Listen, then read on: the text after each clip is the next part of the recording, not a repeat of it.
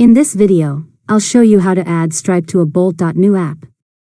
First, open your web browser and sign into both your Bolt.New and Stripe accounts.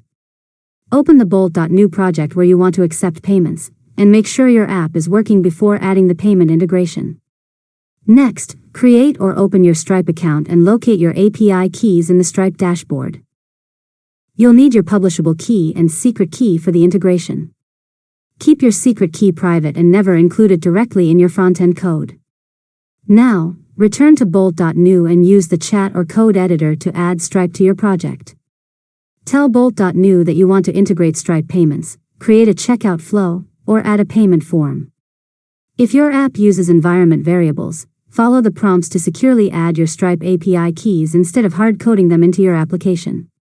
After that, let Bolt.New generate the necessary code for the Stripe integration. Review the generated files, then test the payment flow using Stripe's test mode and test payment cards. Make sure customers can successfully complete a payment and that your app handles successful and failed transactions correctly.